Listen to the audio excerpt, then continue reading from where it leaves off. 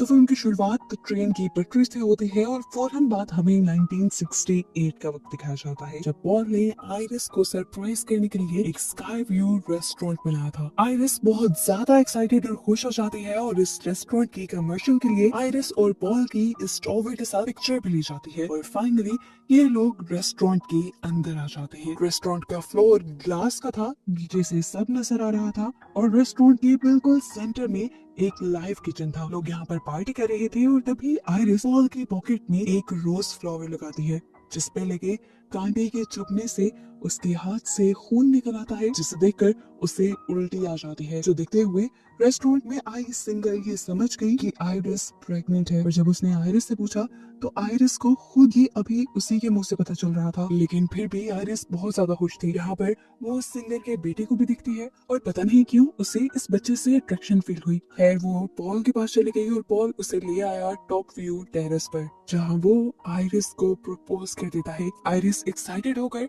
उसका proposal accept कर लेती है और उसे ये खुशखबरी भी देती है कि वो प्रेग्नेंट है और इस बात से पॉल भी बहुत ज्यादा खुश था। यहीं पर आइरिस नोटिस करती है इस सिंगर का वो बेटा यहाँ पे बिठा और वो शरारती बच्चा अपना एक कॉइन ऊपर से नीचे फेंकता है, जिस कॉइन को हमें दिखाया जाता है कि वो जमीन पे गिरने के बजाय एसी आउटडोर के वैक्यूम प्रेशर से उसके अंदर चला गया। जबकि ये सब लोग पार्टी करने के लिए आ गए, जब ये सब लोग डांस कर रहे थे तब दिखाया गया कि रेस्टोरेंट का फ्लोर हिलने लगा था। कॉइन भी अब फैन से निकलकर एसी डक्ट के अंदर घूमने लगा और रेस्टोरेंट के अंदर अचानक वो फ्लोर टूट गया। सभी लोग नीचे गिर गए। पॉल ने अपने आप को बचाने के लिए कांच का एक टुकड़ा पकड़ा हुआ था, जिससे उसके हाथ भी जख्मी हो रहे थे, लेकिन वो अपने आप को बचा फिर भी नहीं पाया और नीचे गिरकर मारा गया। जबकि आइरिस इस टाइम स्पॉट पे खड़ी थी, इसीलिए वो बच पाई। वो कॉइन जो इसी डक्ट के अंदर उड़ रहा था वो वहां से निकलकर एक दूसरी जगह चला जाता है और गैस के पाइप से लगकर लीकेज कर देता है, जिसकी वजह से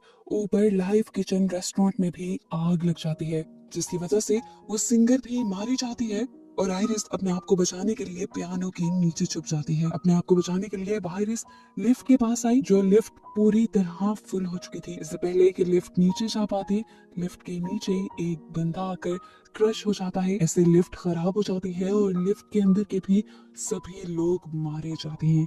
वो वापस ऊपर की तरफ गई तो रेस्टोरेंट का आधा हिस्सा भी एक तरफ लटक गया, जिसके अंदर जाकर लोग अपनी जान बचा रहे थे। बस एक पियानो नहीं, इस पूरे हिस्से का बैलेंस बनाया हुआ था। वो कॉइन जो यहाँ डक्ट्स में घूम रहा था वो आकर इस पियानो के ऊपर गिरा, बैलेंस बिगड़ा और रेस्टोरेंट का ये हिस्सा भी नीचे गिर गया और इस तरह इसमें मौजूद लोग भी मारे गए। यहाँ पर आइरिस को उस सिंगर का एक बेटा भी दिखा, जिससे उसने पकड़ लिया। वो उसे बचाकर सेफली लेकर जाना चाहती थी, लेकिन उसके नीचे की भी जमीन टूट गई।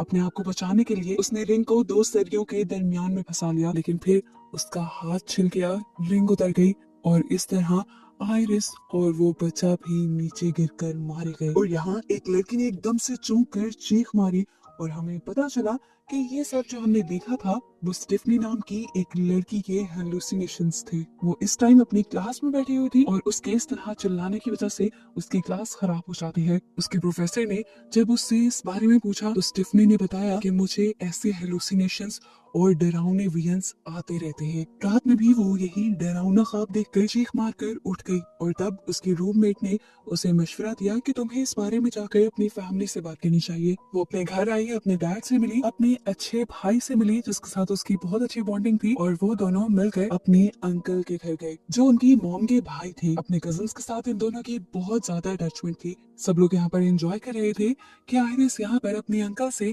अपनी ग्रैंड माँ आइरिस के बारे में पूछती है। यानी आइरिस जिसे हमने स्टिफनी के वीएंस में देखा था वो उसी की ग्रैंड मॉम थी। उसके अंकल अपनी मॉम का ही नाम सुनकर स्टेफनी पर गुस्सा हो जाते हैं और उससे कहते हैं कि तुम्हारी ग्रैंड माँ हमारे लिए मर चुकी है, वो पागल हो गई है, हमें छोड़कर वो एक आइलैंड पे जाकर रहने लगी थी, जिसके बाद से वो हमसे कभी मिलने नहीं आई। इसी वजह से तुम्हारी मॉम की भी दिमागी हालत खराब हो गई और वो भी हमें छोड़कर चली गई। उसके अंकल तो बातें सुनाकर उसे चले गए, लेकिन उसकी आंटी ने उसकी मदद की और उसे आइरिस के भेजे लेटर्स, उसका एड्रेस और आइरिस की कुछ चीजें दी। इन चीजों में वो पिक्चर भी थी जो पॉल और आइरिस ने उस स्काई व्यू रेस्टोरेंट के सामने बनवाई थी। ये देखकर स्टिफनी बुरी तरह चौंक गई। ये पिक्चर, ये रेस्टोरेंट, ये सब उसके विजन में आया था। अब स्टिफनी आइरिस से मिलने के लिए उस वीरान सुनसान आइलैंड पे चली गई, जहाँ पे एक घर तो था लेकिन इस घर की हालत काफी खराब थी।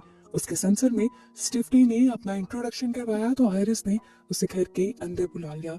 आयरिस भी स्टिफनी को देखकर काफी एक्साइटेड थी। वो स्टिफनी से उसकी मॉम के बारे में पूछती है तो स्टिफनी बताती है कि हमारी मॉम तो हमें बचपन में ही छोड़कर चली गई थी। यहाँ पर स्टिफनी अब मेन बात आयरिस को बताती है कि मैंने आपको और ग्रैंडपा को उस स्काई व्यू रेस्टोरेंट के सामने देखा था और वो रेस्टोरेंट तबाह हो रहा था, आप लोग मर रहे थे। मुझे ये डरावना ख्वाब, ये वियन हर रोज दिन रात आता है। यहाँ पर आयरिस उसे कहती है जो वियन तुम्हें आते हैं वो सभी वियंस मुझे भी आती थी और उन्हीं वियंस की वजह से मैं उस दिन होने वाले उस बड़े हादसे को बचा पाई थी। उस दिन मैंने उस बच्चे के हाथ से वो कॉइन ही ले लिया था जिसकी वजह से वो सारा हादसा हुआ था। और फिर रेस्टोरेंट का जो फ्लोर टूटा था वो भी मुझे पहले ही पता था, इसीलिए मैंने जाकर माइक में ऐलान कर दिया कि फ्लोर टूटने वाला है, जिसकी वजह से लोग पहले ही वहां से चले गए और इस तरह काफी लोग मरने से बच गए। स्टिफनी हैरान होकर पूछती है आपने उस दिन सबकी जान बचा ली थी?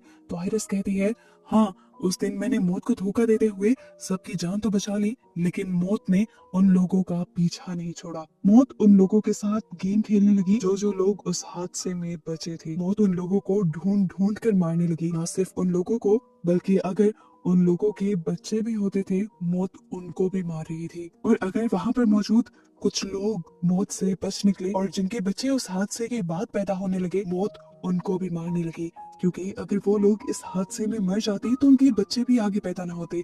मौत एक के बाद एक जब वहां वाले हादसे के ही लोगों को मार रही थी तब मुझे इन चीजों का अंदाजा हुआ। पॉल को भी मौत ने कैंसर के मुंह में ले जाकर मारा और तब मुझे अंदाजा हो गया कि अगली बारी मेरी है। मौत को चकमा देने के लिए मैं यहाँ आकर छुप गई। अगर मैं मर गई तो मौत तुम्हारी मोम, उसके भाई, उसके बच्चों को, यहाँ तक कि तुम्हें और तुम्हारे भाई को भी मार देगी। लेकिन जब तक मैं जिंदा हूँ तुम सबको कुछ नहीं होगा। स्टिफनी पूछती है तो आखिर मुझे ये वियंस क्यों आ रहे हैं? तो आयरिस ने कहा क्योंकि अब मौत हमारे पीछे है। ये बात सुनकर स्टिफनी बुरी तरह डर गई। तब आयरिस ने उसे एक बुक दी जिसमें उस हादसे में बचने वाले लोगों की मौत बाद में कैसे हुई थी उन सब की स्टोरीज भी लिखी हुई थी और साथ ही वो तरीके भी लिखे हुए थे जिससे मौत को चकमा दिया जा सकता है। स्टिफनी को ये बातें बकवास लगी, उसने ये बुक नहीं ली और आयरिस ने कहा कि मैं आपसे मिलने के लिए दोबारा आऊंगी। ये कहकर वो बाहर चली गई। आयरिस जो सालों से इस कैबिन से बाहर नहीं निकली थी उसने अपने बच्चों को बचाने के लिए मौत के सामने आने का फैसला किया और बाहर निकल कर स्टिफनी को वो किताब पकड़ा दी। उसने कहा कि मौत अब तुम्हारे पीछे आएगी और उससे बचने के लिए तुम्हें इस बुक का इस्तेमाल करना होगा। स्टिफनी इसकी बात पे भरोसा नहीं कर रही थी तो आयरिस ने कहा अभी मेरी मौत को देखना। यहाँ हमने देखा कि एक जगह से गैस लीक हुई, गैस के लीक होने से एक चीज डिस्टर्ब हुई, उसके बाद दूसरी, और इसी तरह एक चैन बनते हुए आयरिस के मुंह में आकर पीछे से कोई चीज स्टैब हो गई और आयरिस की वहीं पर मौत हो गई। अब तो स्टिफनी को आयरिस की बातों पे यकीन आने लगा था। 2 दिन बाद आयरिस का फ्यूनरल था जिस पर स्टिफनी की मॉम भी आई थी। स्टिफनी को समझ आ रही थी कि अगर अब अगली मौत होगी तो स्टिफनी की मॉम की ही होगी। अपनी मॉम को बचाने के लिए वो आयरिस की दी हुई बुक पढ़ने लगी जिसमें आयरिस ने वो कॉइन भी छुपा कर रखा हुआ था जिसकी वजह से उसने उस दिन होने वाले हादसे को बचाया था। सारी बात समझते हुए अब स्टिफनी अपनी फैमिली को कॉल मिलाती है ताकि वो उन्हें अलर्ट कर सके, लेकिन कोई भी उसकी कॉल रिसीव नहीं कर रहा था। यहाँ दिखाया जाता है कि स्टिफनी की पूरी फैमिली पार्टी कर रही थी। यहाँ पार्टी में दिखाया जाता है कि मौत का खेल शुरू हो चुका था। यहाँ पर एक गिलास टूटा और कांच का टुकड़ा जाकर बर्फ के टुकड़ों में गिर गया। यहीं से सब बर्फ ले रहे थे। ये बर्फ का टुकड़ा स्टिफनी के अंकल के ग्लास में चला गया और उन्होंने ग्लास जाकर साइड पे रख दिया। साथ ही यहाँ पर मौजूद बाकी सारी चीजें भी थोड़ा थोड़ा करके अपनी जगह बदलती रही, जैसे ही सब कुछ किसी प्लान के तहत हो रहा हो। स्टिफनी के अंकल के हाथ से वो ग्लास गिर जाता है और कांच का टुकड़ा उनके पाँव के अंदर स्टैब हो जाता है। दर्द की वजह से वो वहीं गिर पड़ते हैं। उनके गिरने से यहाँ जमीन में जो वाइब्रेशन पैदा होती है उससे एक औजार घास काटने वाली मशीन पर गिर जाता है। वो मशीन स्टार्ट हो जाती है और एकदम से स्टिफनी के अंकल के मुंह के ऊपर चढ़कर उसका पूरा मुंह क्रैश करते हुए उसे मार देती है। उसकी इस भयानक मौत से सभी लोग बहुत ज्यादा डर गए। स्टिफनी बहुत ज्यादा डर चुकी थी। अब वो पूरी फैमिली को समझाती है कि किस तरह मौत उनके पीछे पड़ चुकी है। उसने बताया कि आयरिस के उस दिन टॉवर को बचाने के बाद ही मौत ने उन सब लोगों को अपना निशाना बनाना शुरू कर दिया जो लोग उस टॉवर में बच गए थे। मौत ने उनको और उनकी फैमिली को बिल्कुल खत्म कर दिया और अब बस एक उनकी फैमिली और एक और लड़की की फैमिली जिंदा थी। स्टिफनी उन्हें समझाती है कि देखिए पहले आयरिस मरी, फिर उनके सबसे बड़े बेटे, इस तरह अंकल के मरने के बाद बारी है उनके बेटे की, और यहाँ पर जब मेरी मॉम मरेंगी तो उसके बाद मैं मर जाऊंगी। स्टेफनी की बातें सबने बैठकर सुनी तो सही, लेकिन किसी को भी उसकी बात पे यकीन नहीं आया। यहाँ तक कि उसके अंकल के बच्चे यानी उसके कजन्स तो उससे नाराज भी हो गए कि वो उसके डैड की मौत का मजाक बना रही है। यहाँ पर सिर्फ एक ही इंसान था जिसने स्टेफनी पे यकीन था, वो थी स्टेफनी की मॉम। लेकिन स्टेफनी अपनी मॉम के साथ अच्छे से बात नहीं कर रही थी। यहाँ पर अब हमें अंकल के बड़े बेटे को अपनी पियर्सिंग शॉप में दिखाया गया। वो अपना काम खत्म करके अपनी शॉप बंद करता है और अपने डैड की याद में अपने हाथ पे डैड का टैटू बनाता है। इस टाइम उसने अपने भी नोज में एक पिन पहनी हुई थी। यहाँ पर उसकी नोज की पियर्सिंग पर फोकस किया जाता है और एकदम से ऊपर एक फैन ऑन हो जाता है, जिसके साथ एक मैग्नेटिक चैन थी जो आकर उसके नोज की पियर्सिंग के साथ फंस जाती है। फैन के चलते ही वो चैन भी घूमी और वो लड़का भी घूमने लगा। नीचे बहुत सारा कैरोसिन था जिसमें उसी के लाइटर्स थे। आग लग गई। वो अपने आप को उस चैन से तो छुड़वा लेता है, लेकिन नीचे आग में गिर जाता है। हम देखते हैं कि शॉप में भी आग बहुत ज्यादा बढ़ चुकी थी। जैसे ही स्टेफनी को ये बात मालूम होती है कि उसकी शॉप में आग लगी थी, तो सुबह होते ही वो उसकी शॉप में जाने का डिसाइड करते हैं, लेकिन वो तो इनकी कार के सामने आकर इन्हें रोक देता है। हैरानकुन बात थी कि उसके बाजू के अलावा उसे कहीं चोट नहीं आई थी। वो लोग बेदहानी में बात कर रहे होते हैं कि यहीं पर तेज स्पीड ट्रक आकर उसे घुमा जाता है, लेकिन उसे कोई नुकसान नहीं करता। ये देखते हुए वो स्टेफनी से कहता है, देखा मैंने कहा था ना कि मुझे कुछ नहीं होगा। यहाँ पर स्टेफनी को उसकी बातें बिल्कुल बकवास लग रही थी। वो उसकी बातों पे ध्यान देने के बजाय यहाँ पर रोड की चीजों पे ध्यान दे रही थी कि क्या क्या चीज उसे नुकसान पहुंचा सकती है। यहाँ से कचरे की गाड़ी गुजरती है तो स्टेफनी उसे इससे दूर रहने को कहती है, लेकिन वो तो जाकर उसे प्यार कर देता है और सच में उसे कुछ होता भी नहीं। अभी लड़का स्टेफनी से कहता है, देखो मैंने कहा था ना तुम कुछ ज्यादा ही सोच रही हो। उस लड़के की दूसरी बहन भी अब वॉक के लिए निकल जाती है और तभी अचानक से उसका पाँव एक बॉल से टकराता है, जिसकी वजह से वो गार्बेज बास्केट के अंदर गिर जाती है और गाड़ी वाले इस ट्रैश को जल्दी से अपनी गाड़ी के अंदर डाल देते हैं। ये सब कुछ होते हुए उन तीनों ने भी देखा था। वो तीनों जाकर जल्दी से उस गाड़ी को रोकने की कोशिश करते हैं। स्टिफली बिना अपनी जान की परवाह किए उसे बचाने के लिए गाड़ी के ऊपर चढ़ती है, लेकिन दिखाया गया कि अंदर तो गार्बेज क्रश हो रहा था और इसी मशीन के अंदर उस लड़की की भी जिस्म के टुकड़े टुकड़े हो गए। स्टिफनी के हाथ में बस उसका एक हाथ रह गया और वो मर गई। उसकी मौत से सब लोग बहुत ज्यादा डिप्रेस हो गए थे। स्टेफनी का भाई स्टेफनी से कहता है, तुम ठीक थी, लेकिन इस टाइम स्टेफनी को अपनी थ्योरी पे यकीन नहीं रहा था, क्योंकि उसे लग रहा था कि जो लड़की मरी थी उसके बड़े भाई को मरना चाहिए था। तब उनकी आंट ने आकर एक बहुत बड़ा सच ये रिवील किया कि असल में वो लड़का स्टेफनी के अंकल का असल बेटा था ही नहीं। इसी वजह से उसकी मौत नहीं हुई, बल्कि उसकी बहन की मौत हो गई, जो कि उनकी अंकल की बड़ी बेटी थी। और ये सुनकर अब स्टेफनी चौंक गई। स्टेफनी के साथ सारे भी, क्योंकि सबको अब स्टेफनी की बात पे यकीन आने लगा था। वो जो लड़की मरी थी उसका छोटा भाई अब स्टेफनी से कहता है, ये नहीं, इस मर्तबा मेरी बारी है। स्टेफनी, मैं मरना नहीं चाहता, क्या तुम मेरी मदद करोगी? स्टेफनी कहती है, मैं बचाना तो चाहती हूँ, लेकिन मुझे नहीं पता कि आगे क्या होने वाला है। तब उसका भाई उससे कहता है, देखो तुमने पहले भी फिगर आउट कर लिया था कि क्या होने वाला है, तुम जरा आसपास की चीजों पे ध्यान दो, तुम समझ जाओगी। स्टीफनी को याद आता है कि आयरिस ने यानी उसकी ग्रैंड मॉम ने उसे एक लड़के के बारे में बताया था जो उस दिन बच गया था। वो आज भी एक हॉस्पिटल में काम कर रहा था, यानी वो जिंदा था और उसने भी मौत को चकमा दिया था। उसे मौत को चकमा देना आता था, इसीलिए ये लोग उसके पास जाने का डिसाइड करते हैं। यहाँ पर ये सब लोग जब आकर उसका नाम जेडी पुकारते हैं तो वो हैरान हो जाता है। इस नाम से उसे सिर्फ आयरिस से पुकारती थी। ये लोग उससे सवाल करते हैं कि आप आयरिस को कैसे जानते हैं। तब उसने बताया कि उस दिन जिस दिन टॉवर वाला हादसा हुआ था तब मैं वहीं पर था, मैं सिंगर का बेटा था। ये जानते हुए स्टेफनी को भी वो सारा वियन याद आ गया और वो भी उसे पहचान गई। ये आदमी बताता है कि आयरिस काफी सालों पहले भी उससे मिलने के लिए आई थी, क्योंकि वो पॉल के लिए यानी अपने हस्बैंड के लिए मौत को चकमा देना चाहती थी, लेकिन बहुत कोशिशों के बाद भी ये लोग उसकी जान नहीं बचा पाए थे। स्टेफनी पूछती है कि क्या कोई ऐसे भी लोग हैं जो इस मौत से बिल्कुल बच गए हों। तो वो आदमी जवाब देता है, हाँ, 2 लोग ऐसे हैं जो इस मौत से बच गए थे, लेकिन ऐसे नहीं। मौत पहले जीती, मौत ने पहले उन्हें अपना शिकार बनाया और वो मर गए, लेकिन फिर कुछ ही देर बाद डॉक्टर्स की या किसी की कोशिश से उन्हें जिंदा कर लिया गया और उसके बाद से मौत ने उनका पीछा नहीं किया। स्टीफनी उसे कहते हैं, प्लीज आप हमारी मदद कर सकते हैं इस काम में, आप हमारी मदद करें। लेकिन वो आदमी कहता है, नहीं, मैं भी पहले एक मर्तबा मौत को अपना कर मौत को चकमा दे चुका हूँ, लेकिन अब